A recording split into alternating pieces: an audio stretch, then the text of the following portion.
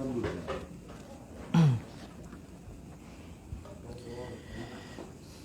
mulai. Bismillahirrahmanirrahim. Assalamualaikum warahmatullahi wabarakatuh.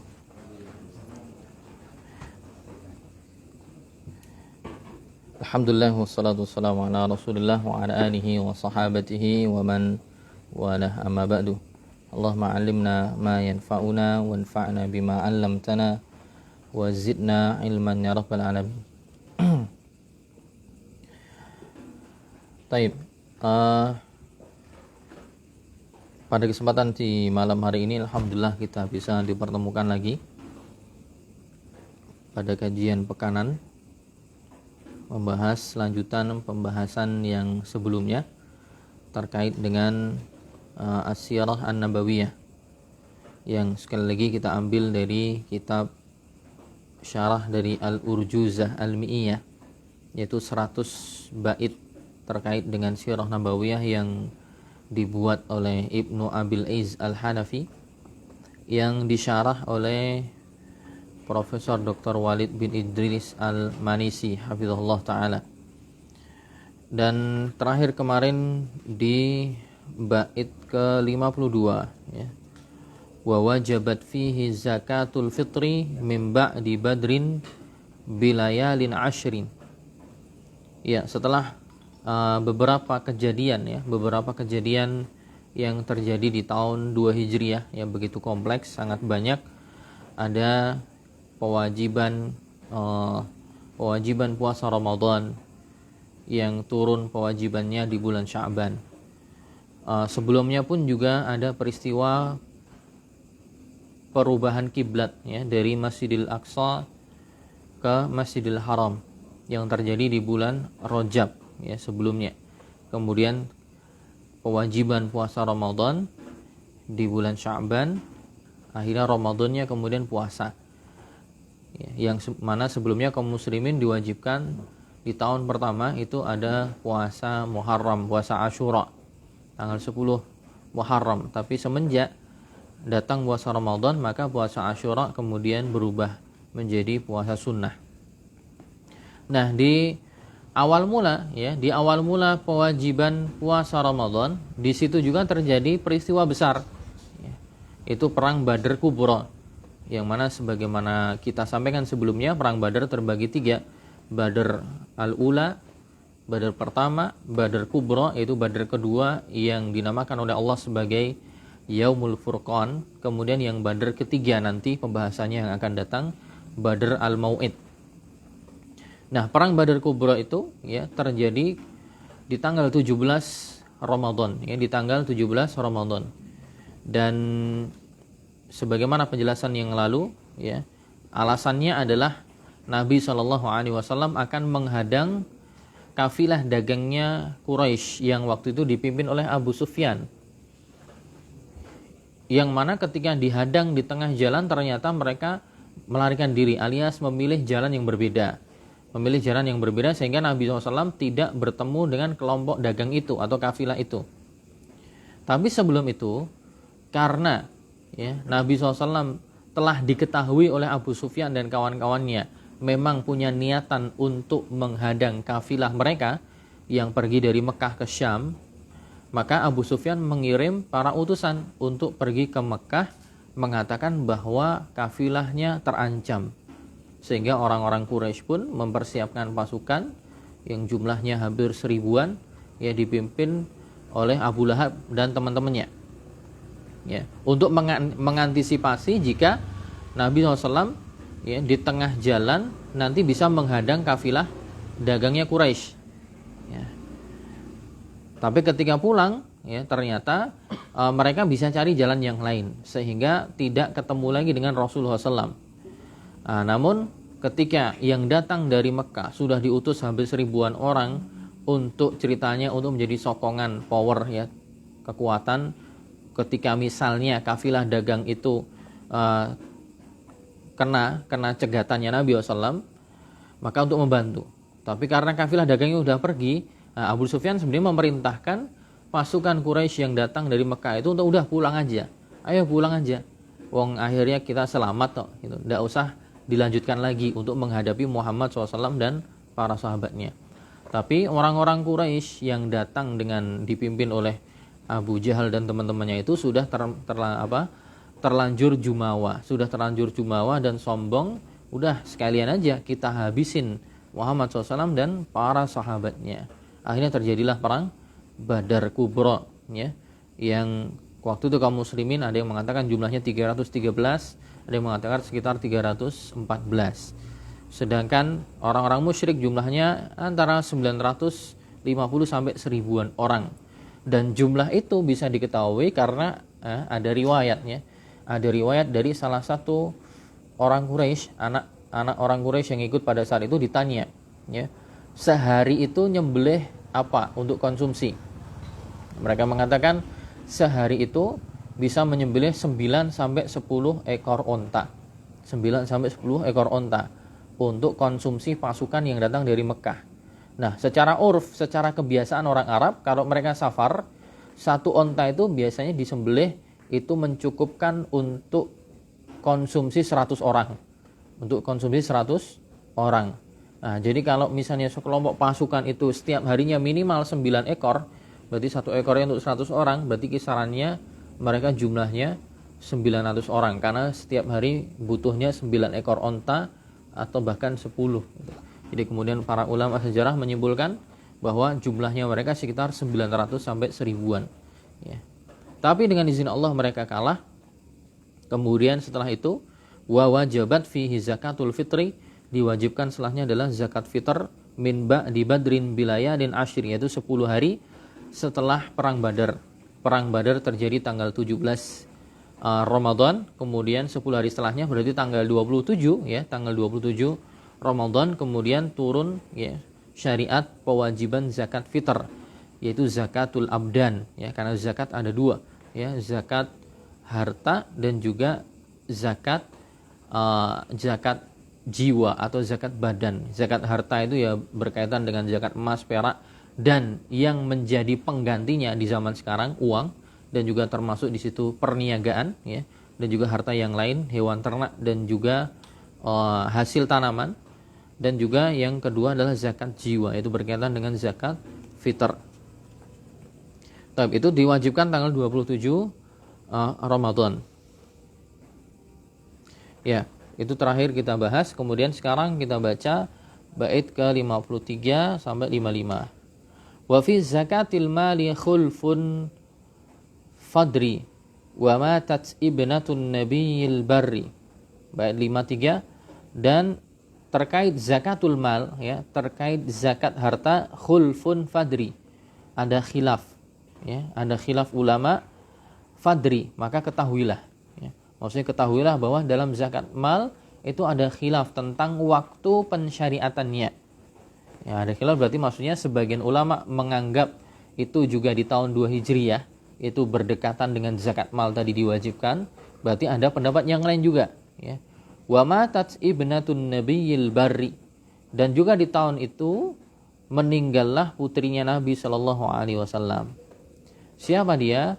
Ruqayyatun qabla ruju'is safar, yaitu yang meninggal adalah putri Nabi yang bernama Ruqayyah qabla ruju'is safar, sebelum Nabi SAW dan para sahabatnya pulang dari safar. Safar di mana? Itu perang Badar tadi. Jadi sebelum perang Badar, putrinya Nabi SAW Ruqayyah wafat, karena sebelumnya memang sudah sakit. Zaujatu Utsmana wa ursut tuhri. Siapa Ruqayyah itu? Istrinya Utsman bin Affan. Wa ursut tuhri. Kemudian setelahnya, masih di tahun kedua setelah ditinggal wafat oleh putri beliau, kemudian Nabi juga melangsungkan urus pernikahan untuk untuk putrinya, yaitu yang satu lagi Fatimah. Ursut tuhri Fatimatin ala aliyil qadri, yaitu Fatimah yang dinikahkan dengan Ali bin Abi Thalib. Wa aslamal Abbas ba'dal asri, dan juga setelahnya masuk Islamlah pamannya Nabi SAW Al-Abbas ba'dal asri, setelah ditawan, ya, setelah ditawan. Jadi karena Al-Abbas itu nanti termasuk dari tawanan perang Badar, yang mana jumlahnya 70 orang. Salah satu di antara dari 70 orang itu adalah Al-Abbas, ya, pamannya Nabi SAW, bapaknya Abdullah, ya, Abdullah bin Abbas. Taib, wa fi zakatil mali khulfun. Maknanya apa? Bait ini dalam zakat mal ada khulf, ada khilaf. Maksudnya zakatul fitri arafna annaha furidat fi sanati tsaniyah. Terkait dengan zakat fitr, yaitu zakat badan, zakat jiwa, kita ketahui bahwa itu diwajibkan di tahun kedua, ya tadi tanggal 27 Ramadan. Wa tahdidan yauma sab'atin wa isyrina Ramadan. Itu secara pastinya adalah tanggal 27 Ramadan. Au qabla Idul Fitri biyaumaini aw thalatha, yaitu 2 hari atau 3 hari sebelum Idul Fitr. Dikatakan 2 hari sebelum Idul Fitr jika hari itu atau saat itu Ramadannya cuma 29 hari. Atau dikatakan 3 hari sebelum Idul Fitr jika Ramadannya 30 hari, itu digenapkan. Lakin ikhtalafa ahlul ilm fi zakatil mal. Hal furidat fi sanati tsaniyah minal hijrah aidan am la. Namun yang dikhilafkan, yang menjadi perdebatan para ulama adalah terkait zakat harta. Apakah dia juga diwajibkan di tahun kedua Hijriah ataukah tidak? Dzakara katsirun min ahli ilm annaha furidat fi sanati tsaniyah aidan. Tapi tidak dibungkiri ada juga banyak dari kalangan ahli ilmu yang mengatakan kewajiban zakat mal itu juga terjadi di tahun kedua Hijriah. Namun tidak disebutkan pendapat yang lain, ya. Pendapat yang lain di sini maksudnya selain tahun 2 Hijriah tanggal berapa atau tahun berapa. Sayang tidak disebutkan. Intinya ada pendapat yang lain berarti setelah itu, ya, setelah tahun 2 Hijriah. Fadri ay fa'alam dzalik, maka ketahuilah hal tersebut. Jadi dari sisi sejarah kapan terjadinya zakat mal? Ada yang mengatakan tahun kedua, ada yang mengatakan bukan di tahun itu. Wa matati binatun nabiyil bar ay dzul bir. Kemudian meninggallah putri Nabi SAW al-bar. Apa artinya al-bar itu? Yaitu dzul bir, itu nabi yang mempunyai kebaikan. Al-bir kalimatun jami'ah li kulli khisanil khair. Kata al-bir itu adalah sebuah lafaz yang mempunyai banyak arti, ya. Kalimatun jami'atun likulli khisalil khair. Jadi kalau kita menyebutkan kata albir, itu adalah satu kata yang menghimpun, ya, dan mencakup segala bentuk aspek kebaikan. Jadi ketika orang melakukan albir, ya apa saja kebaikan, apa saja sifatnya umum, ya, banyak. Nah, Zulbir itu maksudnya ya Nabi SAW, putri Nabi SAW, Nabi yang Zulbir, yaitu yang melakukan banyak kebaikan atau pemilik segala atau banyak hal yang baik. Siapa yang meninggal? Ruqayyatun qabla ruju'i safar, yaitu putri Nabi yang bernama Ruqayyah sebelum Nabi SAW pulang dari safar, ya, ai al-musafirun. Oh, bukan safar tapi as-safri, ya. As-safri qabla ruju'is safri. As-safar bi iskanil fa. Kata as-safar jika huruf fa-nya disukun, ya, bukan as-safar, bukan huruf fa-nya difathahkan, ya. Kalau as-safar itu adalah perbuatannya, perjalanannya. Kalau as-safru itu orangnya, ya, orangnya tapi dalam bentuk plural, artinya musafirun. Itu sebelum pulangnya orang-orang yang safar, ya, sebelum pulangnya orang-orang yang safar, maksudnya adalah para sahabat dan Nabi SAW yang keluar dari kota Madinah, ya. Karena mereka perangnya di Badr dan itu jaraknya jauh, ya, puluhan kilometer. Aitu fiat Ruqayyah, wafatlah Ruqayyah di tengah pulangnya Nabi SAW dan para sahabatnya setelah perang Badar. Wa Ruqayyah hiya zaujatu Utsman. Ruqayyah adalah istrinya Utsman bin Affan. Wa ba'da wafatiha tazawwaja Umma Kulsum. Yang mana nanti, ya, setelah Ruqayyah wafat, istri beliau, istri Utsman wafat, nanti Nabi SAW menikahkan Utsman dengan putri beliau yang lain, yaitu Ummu Kulsum radhiyallahu taala anhuma, ya, kama sabaqa. Ya, jadi nanti ke depan setelah kehilangan Ruqayyah, Nabi akan menikahkan Utsman dengan Ummu Kulsum, yaitu putrinya Nabi SAW yang lain. Karena Nabi punya 4 putri, ya. Zainab itu menikah dengan keponakannya Khadijah, ya, menikah dengan keponakannya Khadijah, saya lupa namanya, Abu Saleh kalau tidak keliru, lupa. Jadi menikah dengan keponakannya, jadi dengan sepupunya sendiri. Jadi Zainab tuh menikah dengan sepupunya sendiri, keponakannya Khadijah. Kalau Fatimah menikah dengan Ali bin Abi Thalib, sedangkan Ruqayyah nikah dengan Utsman tapi wafat, kemudian Nabi menikahkan lagi Utsman dengan Ummu Kulthum, ya. Wa ursu ay wa zawaj. Nah, cuman di sini tidak disebutkan ya, di buku yang lain, penjelasan yang lain dijelaskan bahwa Utsman bin Affan itu tidak ikut perang Badar. Tidak ikut perang Badar karena disuruh oleh Nabi SAW untuk tinggal di rumah, ngerawat istrinya. Karena memang saat itu kondisinya Ruqayyah sakit parah. Ya, Ruqayyah sakit parah, kemudian takut kalau ditinggalkan malah semakin parah, ya, bisa berkonsekuensi sampai meninggal. Maka beliau Utsman bin Affan disuruh Nabi untuk tinggal di rumah. Untuk tinggal di rumah, tidak ikut perang Badar. Tapi ya qadarullah, Allah menakdirkan walaupun dijaga Utsman, tapi ternyata ya ketentuan Allah berbeda. Allah mewafatkan Ruqayyah sebelum Nabi SAW sampai ke ke rumahnya. Nah, Utsman bin Affan pada saat itu walaupun tidak ikut perang, tapi beliau tetap mendapat jatah ghanimah, jatah rampasan perang, ya, jatah rampasan perang. Nabi SAW menang di perang Badar, kemudian dapat tawanan plus juga dapat ghanimah, harta rampasan dari peperangan itu. Nah, Utsman bin Affan walaupun tidak ikut berperang, tapi beliau tetap dapat ghanimah. Makanya dari situ, ya, sebagaimana mungkin yang pernah saya sampaikan, bahwa seseorang ketika terbiasa mengikuti peperangan dengan Nabi SAW, atau bukan hanya peperangan ya, bukan spesifik perang, tapi ibadah secara umum ya. Seorang ketika terbiasa melakukan ibadah secara umum, apa saja itu, entah sholat, entah zakat atau sedekah, termasuk di situ juga berperang, kemudian dia terhalangi, suatu ketika dia terhalangi ya dengan sesuatu, entah itu sakit ya, entah itu uzur yang lain, yang akhirnya menghalangi orang tersebut untuk melakukan kebiasaan yang sering dia lakukan, bukan karena dia malas atau bukan karena dia tidak mau, tapi sebenarnya dia mau, dia punya niat dan dia punya tekad, kemudian terhalangi uzur syar'i, maka secara amal, catatan amal ya, dia tertulis telah melakukan amalan tersebut secara sempurna ya. Nah, ini salah satu sisi pendalilan yang disimpulkan oleh para ulama, termasuk dari kasusnya Utsman bin Affan. Utsman bin Affan sudah terbiasa ikut perang bersama Nabi, cuman dalam kondisi ini ya, beliau tidak ikut karena ada uzur untuk mengawasi dan merawat istrinya, yang mana itu adalah putrinya Nabi. Nah, walaupun tidak ikut, nyatanya setelah perang selesai beliau juga tetap mendapatkan ghanimah, harta rampasan perang, yang mana sejatinya hal tersebut bukanlah hak bagi orang yang sejatinya nggak ikut perang.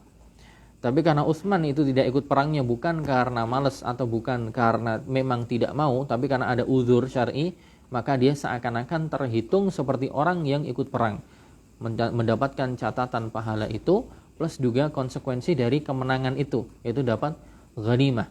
Dan itu nanti juga bisa dipraktekkan dalam aspek yang lain ya. Makanya dalam hadis yang lain juga ditegaskan bahwa orang yang terbiasa beramal soleh kemudian terhalangi uzur sakit atau safar misalnya, maka tetap tertulis bagi dia pahala sempurna sebagaimana kebiasaan dia melakukan amalan itu ya. Makanya Nabi SAW mengatakan dalam hadis riwayat Muslim kalau tidak keliru, hadisnya sahih ya, Nabi mengatakan idza maridul abdu aw safara kutiba lahu mithlu ma kana ya'malu muqiman sahihan. Jika seorang hamba ya, dia sakit atau dia safar, maka tetap tertulis bagi dia pahala amalan soleh yang sering dia lakukan ketika dia mukim, yaitu ketika stay, tidak dalam keadaan pergi, sahihan, atau ketika dia dalam kondisi sakit. Seorang yang terbiasa sholat 5 waktu di masjid jamaah, kemudian sakit selama sepekan misalnya, tidak bisa jamaah di masjid, bisanya sholat di rumah, maka tetap tertulis bagi dia pahala sholat jamaah sepekan. Karena tidak hadirnya dia sepekan di masjid karena ada uzur yang menghalangi dia. Taruhlah misalnya tidak ada sakit itu, pasti dia akan pergi ke masjid.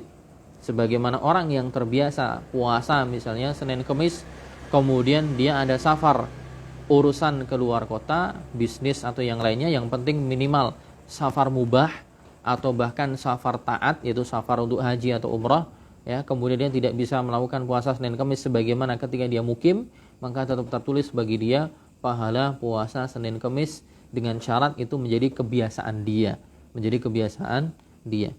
Itu kalau kita baca buku yang lain ya, syarahnya Syekh Abdul Razak dan yang lainnya, ada keterangan seperti itu. Baik, kita lanjut. Wa urs ai zawat. Kemudian setelah jadi ada berita kebahagiaan, ada berita kesedihan. Kebahagiaannya Allah berikan kemenangan di perang Badar. Kesedihannya Rasulullah SAW ditinggal wafat oleh putrinya. Ada kebahagiaan yang lain, yaitu ketika kemudian Nabi SAW menjodohkan atau menikahkan Ali bin Abi Thalib dengan Fatimah, ya. Zawaj at-tuhur, al-mar'ah at-tahirah al-afifah. Itu pernikahannya perempuan yang suci, yang menjaga kehormatannya. Huna yashmalu taharatul akhlaq wa kamalas sifat. Maksudnya dikatakan perempuan yang suci adalah yang mencakup sucinya akhlak, perangai, dan juga sempurnanya sifatnya, karakter dari Fatimah radhiyallahu taala anha. Dan memang ya, sebagaimana keterangan di hadis yang lain bahwa Fatimah kelak akan dijanjikan oleh Nabi SAW bahwa dia akan menjadi pemimpinnya para perempuan di surga. Ya, dalam satu hadis ketika Nabi SAW hendak wafat, ya, dalam hadis itu Fatimah radhiyallahu anha dibisiki oleh ayahnya menjelang kematian Rasulullah SAW. Bisikan pertama, ya, Fatimah dibisiki, kemudian Fatimah menangis karena bisikan itu. Kemudian dibisiki kedua kalinya, kemudian Fatimah tertawa atau tersenyum. Dan saat itu Aisyah radhiyallahu anha melihat ya peristiwa itu. Kemudian Aisyah mengatakan, ini gimana? Seseorang kok barusan menangis kemudian sekarang tertawa. Tapi oleh Fatimah tidak dikabarkan kepada Aisyah apa sih yang dikabarkan oleh Nabi ketika membisikkan ke telinganya Fatimah. Baru setelah Nabi SAW wafat, ya, setelah wafat selang beberapa waktu, baru kemudian Fatimah mengabarkan kepada Aisyah apa yang dibisikkan kepada putrinya, itu seorang Nabi, ayah membisikkan kepada putrinya itu apa. Kemudian Fatimah bercerita bahwa waktu itu saya menangis, bersedih karena Rasulullah SAW membisikkan kepada saya bahwa ajalnya sudah dekat, ya, ajalnya sudah dekat, karena waktu itu sudah kewajiban untuk menyampaikan risalah sudah selesai, maka menunjukkan ajalnya sudah semakin dekat. Ya, bukan berarti kemudian memastikan tanggalnya berapa, tapi Rasul mengabarkan ajalnya sudah dekat. Kepastiannya tidak tahu, Rasulullah SAW tidak tahu kepastiannya, tapi ajalnya sudah dekat. Karena pada saat itu juga Jibril alaihissalam yang biasanya pas Ramadan itu ya mengajari Nabi SAW untuk setoran Al-Quran biasanya sekali, itu waktu itu dua kali, sehingga menjadi tanda. Kemudian dikabarkan yang kedua, kenapa Fatimah tertawa? Karena dikabarkan bahwa kelak kamu akan menjadi ya pemimpinnya para perempuan di surga. Fatimah ini menjadi perempuan yang istimewa, ya, nikah dengan Ali bin Abi Thalib radhiyallahu taala anhuma, yang mana ya sebagaimana di dalam agama kita orang-orang ini adalah orang-orang yang punya kedudukan, orang-orang yang mulia, bukan orang sembarangan. Sebagaimana oleh sebagian sekte mereka dianggap sebagai ya orang yang sangat spesial, ya. Ali dan Fatimah ini dikultuskan oleh orang-orang Syiah, ya. Oleh orang Syiah dikultuskan dengan pengkultusan yang bertingkat-tingkat, ya.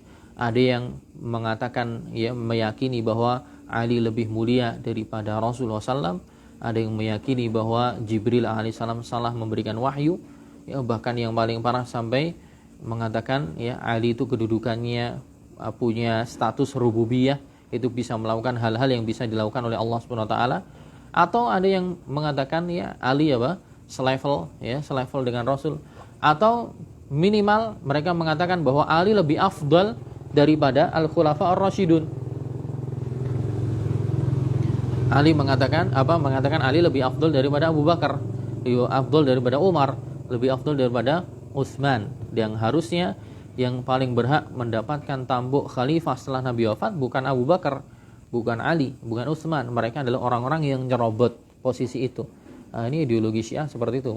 Plus nanti keyakinan-keyakinan yang lain termasuk ya keyakinan Imam 12 ya, Syiah Itsna Asyariyah, kemudian keyakinan bahwa Quran yang ada sekarang itu bukan Quran yang sempurna ya. Ada mushaf, mereka punya mushaf namanya mushaf Fatimah yang dikatakan bahwa ketebalannya bisa sampai 3 kali dari mushaf kita yang sekarang ya.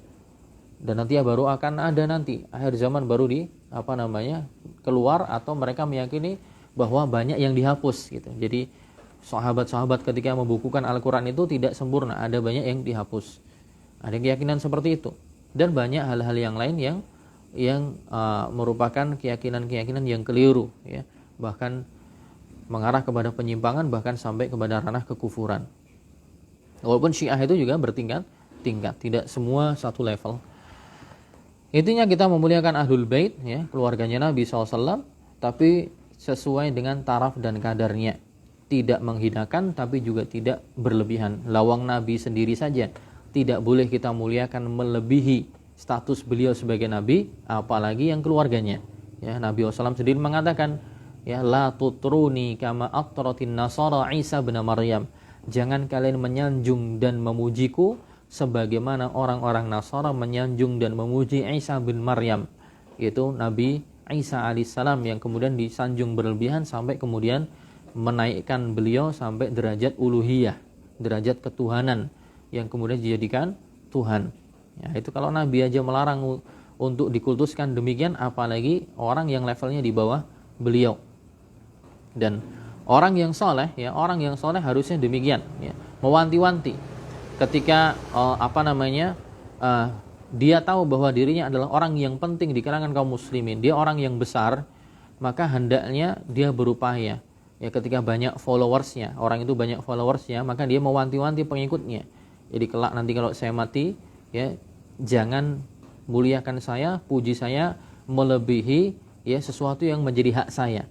Termasuk kalau tidak keliru ya, saya pernah baca kenapa alasan Aisyah radhiyallahu anha, kenapa di antara alasannya beliau tidak mau dikuburkan di sampingnya Nabi SAW ya, tapi beliau lebih memilih dikuburkan di Baqi'. Itu alasannya agar apa? Agar tidak dikultuskan ya.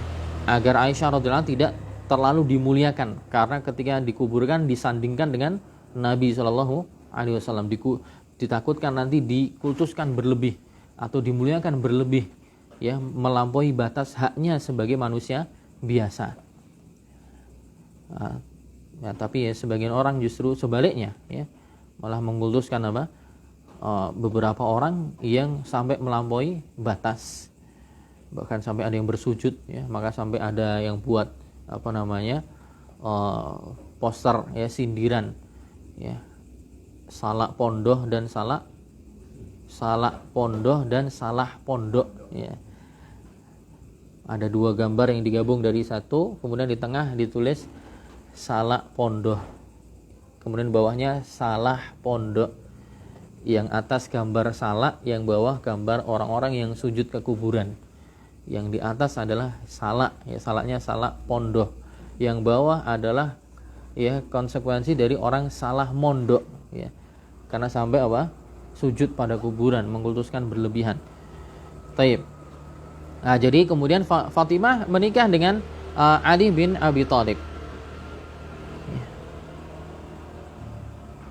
Fakana zawajuhu biha ba'da ghazwati Badrin. Jadi menikahnya Ali bin Abi Thalib dengan Fatimah ini selepas perang Badar di tahun kedua Hijriyah. Wa ja'a fi sahihain, disebutkan dalam Sahih Bukhari dan Muslim, anna Aliyan, bahwa Ali bin Abi Thalib mengatakan, kanat li syarifun min nasibi minal maghnami yauma badrin. Saya dulu punya syarif ya. Syarif itu kalau nggak salah kuda ya, atau onta. Kuda atau onta kalau tidak keliru, yang merupakan nasibi, bagianku dari ghanimah tatkala perang Badar. Jadi tatkala perang Badar, Ali itu dapat bagian ghanimah berupa syarif ya. Kalau nggak keliru syarif itu hewan tunggangan ya, antara kuda atau onta. Aikanat lahu naqah, onta di sini disebutkan. Syarif itu naqah, onta. Kanat lahu naqah, kanat min nasibihi fi ghanaimi Badrin, yaitu Ali dapat keuntungan naqah, yaitu onta betina yang beliau dapatkan sebagai jatah dari ghanimah perang Badar. Wa kana Nabi SAW a'tani syarifan minal khumus. Dan Nabi SAW masih menambahi saya, diberikan lagi seekor onta dari bagian 1/5 beliau sebagai Nabi. Ya, karena Nabi SAW itu punya jatah khusus dalam ghanimah, ya 1/5. Ya. Di surat Al-Anfal Allah mengatakan yas'alunaka 'anil anfal qulil anfalu lillahi war rasul. Ya. Orang-orang bertanya padamu wahai Muhammad tentang al-anfal, yaitu harta rampasan perang. Katakanlah bahwa harta rampasan itu untuk Allah dan Rasulnya, selain untuk para sahabat yang lain. Nanti dalam pembahasan fikih disebutkan bahwa Nabi SAW itu dapat jatah khumus 1/5 dari harta rampasan perang itu. Nah, di antara jatah Nabi tadi masih Nabi hadiahkan kepada Ali bin Abi Thalib. Falamma aradtu an abtaniya bi Fatimah binti Rasulillah SAW wa'adtu rajulan sawwaghan min bani Qainuqa yartahilu ma'i. Ketika aku menghendaki untuk membangun biduk rumah tangga dengan Fatimah binti Rasulillah, saya menjanjikan seorang lelaki sawwagh. Sawwagh itu kalau tidak keliru ya pandai besi yang tukang buat cincin perhiasan gitu, dari Bani Qainuqa. Yartahilu ma'i, untuk melakukan rihlah bersamaku. Fana'ti bi'idkhirin aradtu an abi'ahu minas sawaghin fa'asta'inu bihi fi walimati ursi. Jadi Ali bin Abi Thalib ketika hendak membangun biduk rumah tangga dengan Fatimah, sebelumnya beliau berjanji atau melakukan kesepakatan dengan seorang lelaki dari kalangan Bani Qainuqa untuk melakukan perjalanan. Fana'ti bi'idkhir aradtu an abi'ahu. Kemudian kami membawa idkhir. Idkhir itu kalau nggak salah kayak tumbuh-tumbuhan gitu, yang beliau kehendaki untuk dijual. Ya. Fa'asta'inu bihi fi walimati ursi, yang dengannya hasilnya nanti untuk digunakan untuk walimah pernikahan beliau. Ya, walimah pernikahan beliau itu tadi pas terjadi setelah perang Badar. Walimah itu ketika maksudnya beliau nikah dengan Fatimah. Wa aslamal Abbas ba'dal asri. Kemudian setelahnya masuk Islamnya Al-Abbas bin Abdul Muttalib setelah ditawan. Kana mimman usira fi ghazwati Badrin, yaitu Al-Abbas ini termasuk orang yang ditawan di perang Badar. Ya. Al-Abbas bin Abdul Muttalib ammun Nabi. Ya, jadi beliau termasuk tawanan perang. Jadi tawanan perangnya jumlahnya 70 ya. 70 orang diantaranya adalah Al-Abbas. Fan-nazim huna yaqulu annahu aslama ba'da asrihi fi ghazwati Badrin. Nah, nazim yaitu pembuat syairnya Ibnu Abil Is berpendapat bahwa Al-Abbas ini dia masuk Islamnya adalah setelah ditawan. Ditawan karena ketangkap di perang Badar di tahun kedua Hijriyah. Wa ja'a fi musnadi Ahmad, tapi datang keterangan yang lain dari Musnad Imam Ahmad ya menjelaskan bahwa Al-Abbas itu masuk Islamnya sebelum itu. Ya, inni kuntu musliman. Al-Abbas sendiri cerita, ini hadisnya di hitungannya kalau perkataan sahabat itu athar ya. Athar. Jadi kalau hadis itu biasanya penisbatannya ke Nabi SAW. Tapi kalau perkataan sahabat ya, hadis juga bisa, tapi namanya hadis mauquf ya. Hadis mauquf atau sering biasanya disebut asar sahabi ya. Tapi kalau perkataan tabi'in namanya hadis maqtu'. Di matan Baiquniyah dikatakan wa ma udhifa lin nabiyil marfu'u wa ma litabi'in huwal maqtu'u. Dan apa yang disandarkan kepada Nabi namanya hadis marfu', kepada tabi'in namanya hadis maqtu'. Wa ma adhaftahu ilal ashabi min qaulin fahuwa mauqufun zukin. Dan apa yang engkau nasabkan, nisbahkan kepada sahabat ya, min ilal ashabi min qaulin berupa perkataan au fi'lin fahuwa mauqufun zukin, maka itu namanya hadis mauquf ya, di matan Baiquniyah. Nah, ini Al-Abbas cerita, inni kuntu musliman qabla dzalik. Saya itu sebenarnya sudah muslim sebelum itu, yaitu sebelum perang Badar. Wa inna mastakrahuni, tapi orang-orang penduduk Mekah mereka yang memaksa saya, ya, mukroh, ikroh, ya, memberikan paksaan untuk ikut perang melawan, ya, orang-orang yang mengikuti agama yang sekarang diikuti oleh Al-Abbas. Ai kana yaktumu islamahu. Jadi dahulu Al-Abbas itu sebenarnya menutupi keislamannya. Wa jaa'a ma'a jaisyil musyrikin fi Badrin mukrohan. Jadi ketika dia datang bersama pasukan Quraisy dari Makkah memerangi Nabi SAW itu sebenarnya dalam kondisi terpaksa.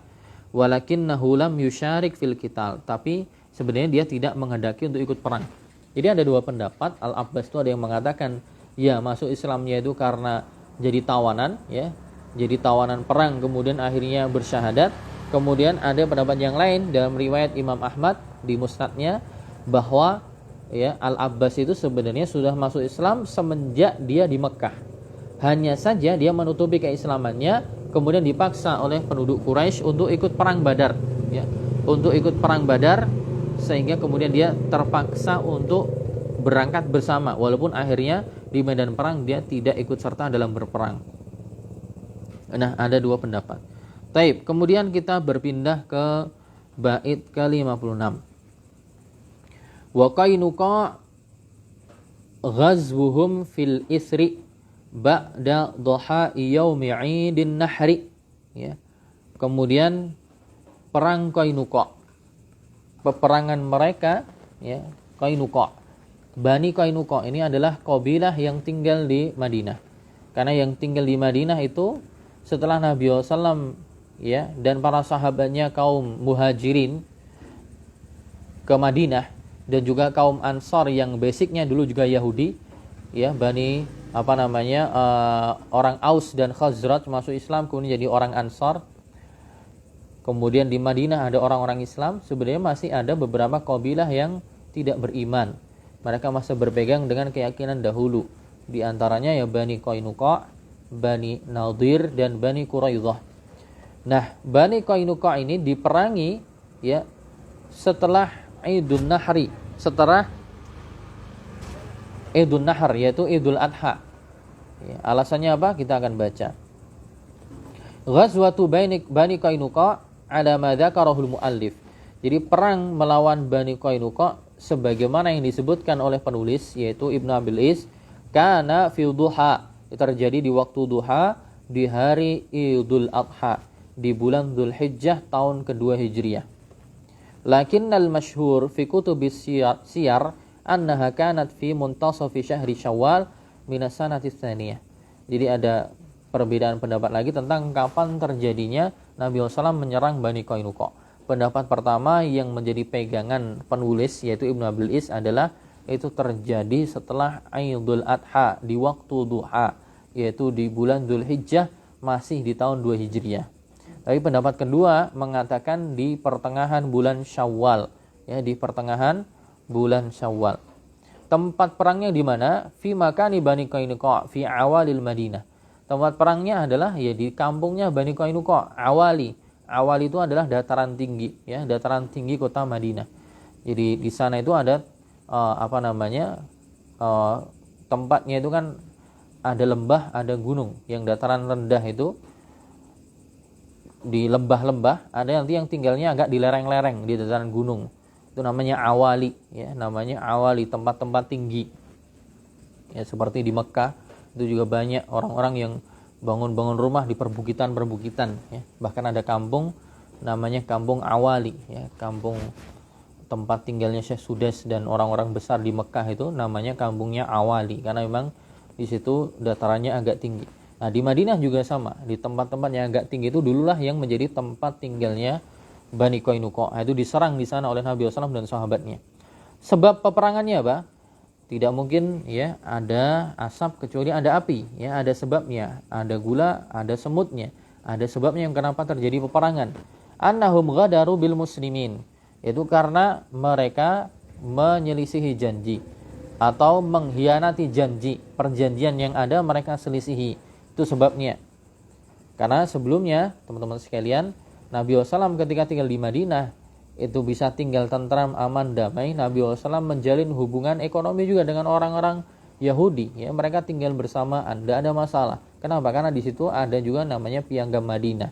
Itu kesepakatan yang dijalin bersama antara Nabi SAW dengan penduduk yang lain walaupun non Muslim, ya, kerjasama dalam bidang ekonomi, dalam pertahanan, ya. Cuman, ya, di antara dalam masalah pertahanan yaitu saling membela. Ketika ada orang yang menyerang kota Madinah, siapapun yang diserang, entah yang diserang kaum muslimin, entah yang diserang Bani Qainuqa, entah yang diserang Bani Nadir, maka semua punya kewajiban untuk membela. Sebagaimana mereka nggak boleh menyerang satu sama lainnya. Namun, ya, Bani Qainuqa ini menyelisihi perjanjian itu. Karena Nabi SAW lamma hajara ilal Madinah. Nabi SAW ketika hijrah ke Madinah, abrama'ah dan ma'al Yahud. Nabi SAW, ya, membuat satu perjanjian dengan orang Yahudi. Annahum yusalimunal muslimin wala yaghduruna bil muslimin. Ya. Ya, mereka membuat kesepakatan damai dengan kaum muslimin, tidak boleh menyelisih kesepakatan itu, tidak boleh mengkhianati. Wala yu'inuna a'da'al muslimin 'alaihim. Di antara kesepakatannya juga tidak boleh mereka menolong musuh kaum muslimin untuk menghancurkan kaum muslimin.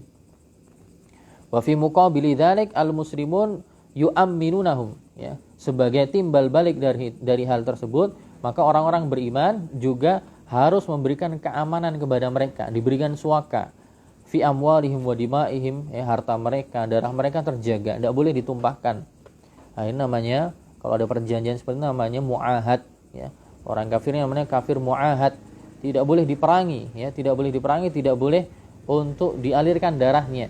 Bahkan sampai kalau ada orang yang mengalirkan darah orang non muslim yang dia sudah ada perjanjian dengan kaum muslimin, maka orang muslimnya itu terancam tidak mencium baunya surga. Nabi SAW mengatakan, man qatala mu'ahadan falam yashum raihatal jannah. Barang siapa yang membunuh orang kafir mu'ahad, yaitu yang mempunyai perjanjian, yang membunuh tanpa sebab maksudnya, maka dia terancam tidak mencium, ya, baunya surga. Tapi kalau membunuh, memerangi karena ada alasan, ya beda. Karena yang bersangkutan berkhianat, mencelakai kaum muslimin, dan beda. Nah, ini kaum muslimin harusnya untuk menjaga mereka, ya, harta benda mereka, darah mereka. Wa kana al-yahud fil Madinah salas. Dan di Madinah ada 3 Yahudi, Bani Qainuqa, Bani Nadir, Bani Quraidah.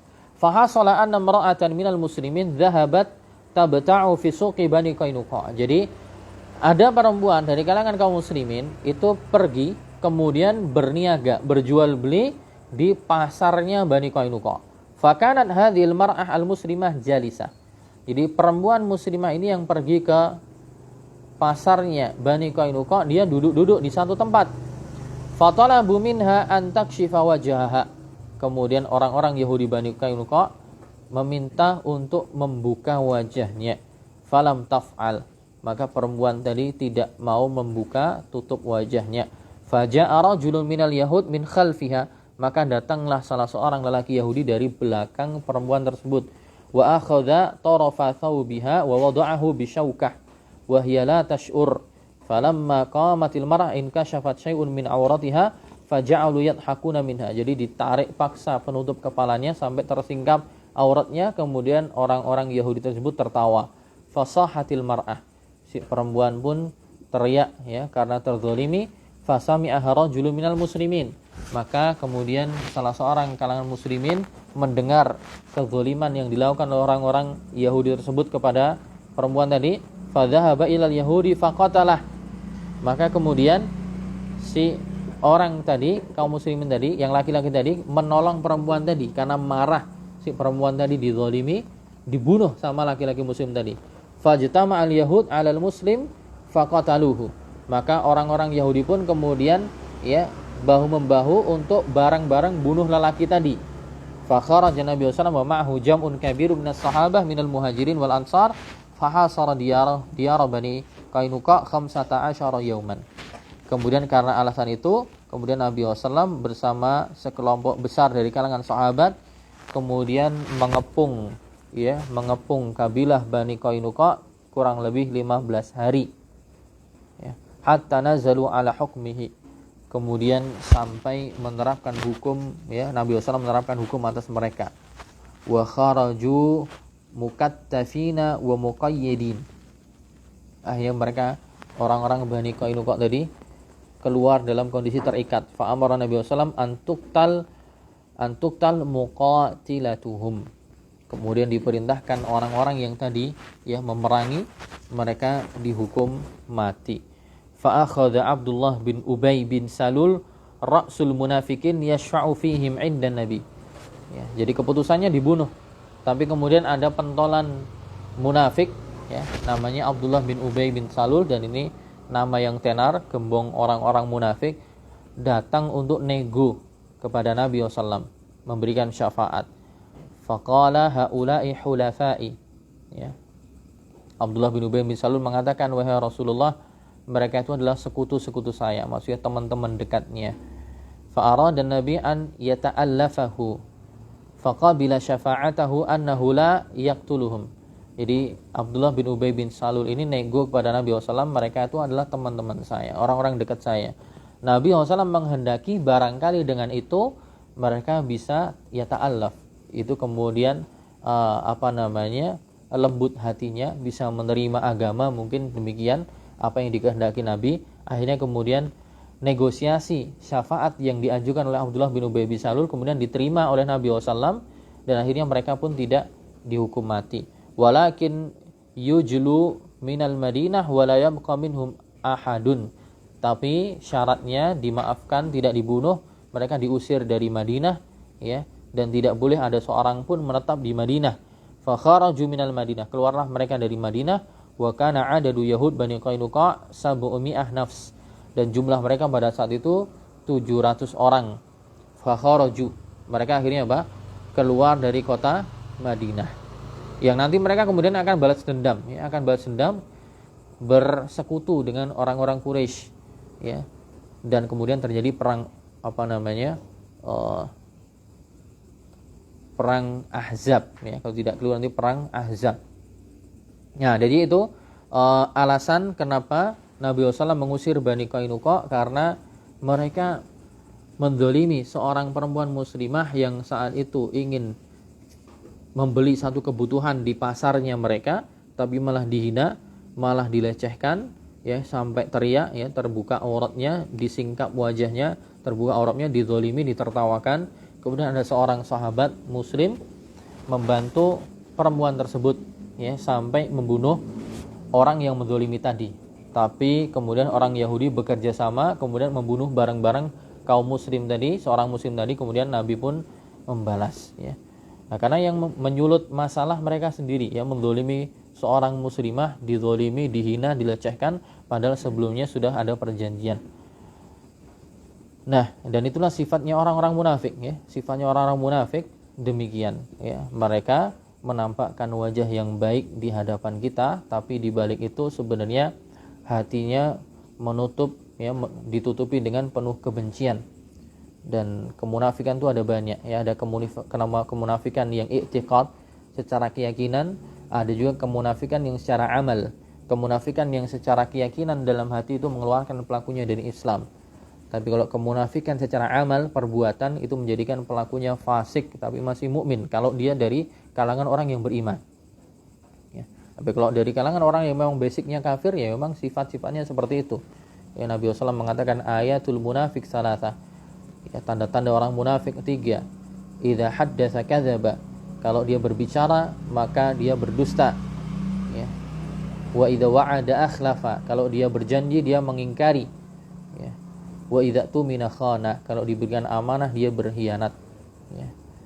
Dan orang-orang yang punya kemunafikan secara keyakinan, ini juga kemunafikan yang besar yang mengeluarkan pelakunya dari Islam kalau dia seorang mukmin sebelumnya.